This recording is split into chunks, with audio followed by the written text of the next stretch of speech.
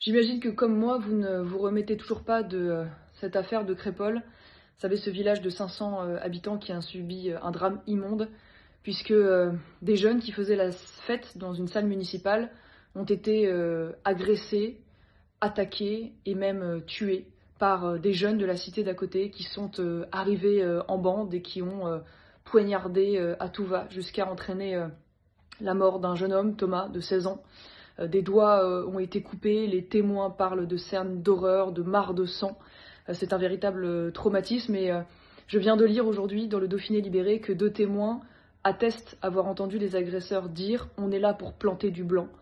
Donc on est là pas seulement face à un fait divers ou à un futile règlement de compte qui aurait mal tourné, ou même parfois, comme j'ai entendu dire, une rixe, comme si on était dans une bagarre de sortie de boîte de nuit sans conséquence. Non, on est véritablement face à la manifestation du racisme anti-blanc décomplexé dans notre pays, qui va jusqu'à la barbarie la plus totale, qui aujourd'hui n'épargne plus personne, n'épargne plus nos villages, n'épargne plus nos campagnes. Et c'est logique, puisque maintenant, depuis des décennies, rien ne s'est mis en travers de ce racisme anti-blanc, ni l'État, ni la justice, ni les responsables politiques qui ont toujours nié que ce racisme anti-blanc existait et qui ont évidemment alimenté cela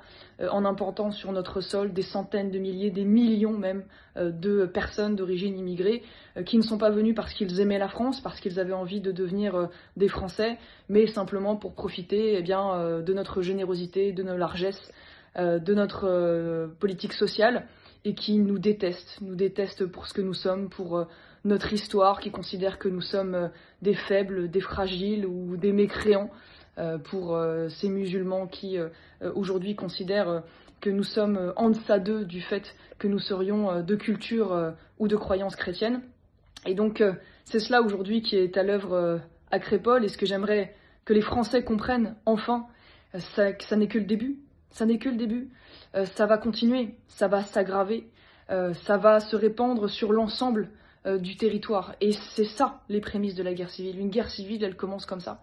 Elle commence quand 2 peuples se regardent l'un en face de l'autre, ne se respectent plus, s'affrontent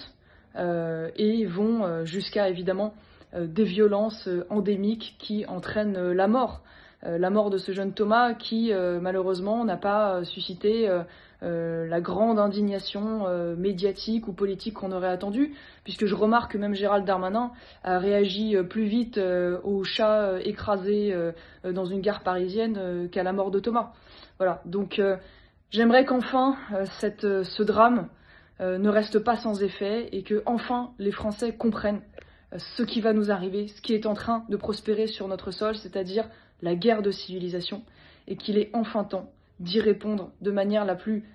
radicale, ferme, totale. Sinon, la vie en France, malheureusement, deviendra définitivement un enfer.